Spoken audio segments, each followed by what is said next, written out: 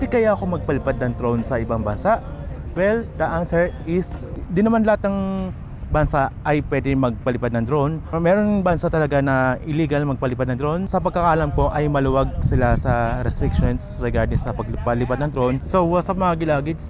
At tanong ko sa inyo, pwede kaya magpalipad ng drone sa ibang bansa? Well, kung sanay ako magpalipad ng drone sa Pilipinas, pero this is my first time na magpapalipad ako ng drone dito sa labas ng ating bansa. Pwede kaya ako magpalipad ng drone sa ibang bansa?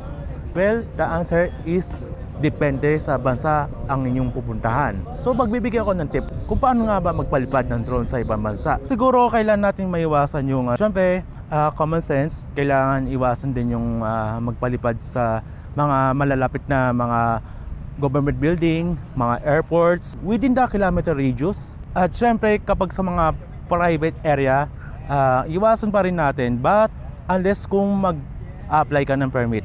Pero bago kayo pumunta ng ibang bansa para magpalipad ng drone, do your own research. Di naman lahat ng bansa ay pwede magpalipad ng drone. Meron bansa talaga na illegal magpalipad ng drone. Katulad sa example natin is Thailand. Ang Thailand ay mahigpit sila sa pagpapalipad ng drone unless kung mag-a-apply ng permit.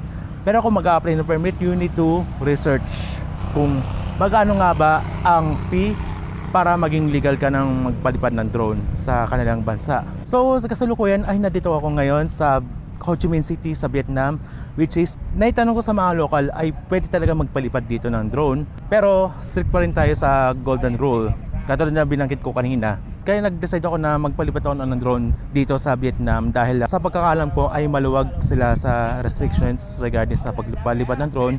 Pero may mga lugar talaga na kailangan mo ng permit.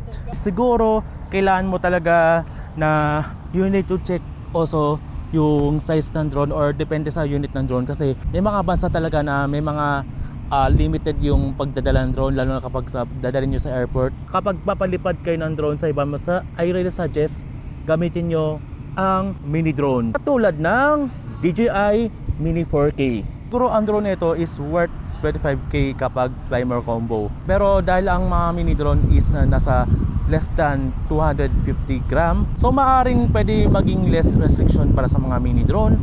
Pero kapag more than 250 gram, kailangan mo talaga mag-register ng drone kung gusto nyo magdala ng professional. Pero kaya kung ayaw nyo sumakit ang ulo nyo, gamitin nyo ang DJI Mini 4K at iba pang mga DJI Mini series. Pinakasuggest ko huwag kayo magpalipad ng gabi, but kung ayaw mag-race, kailangan mo talaga mag-apply ng permit, pero you need to search kung saan bansa kayo magpapalipad.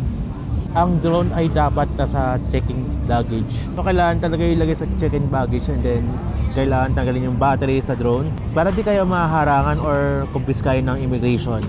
So yun ang pinaka-safe na gagawin.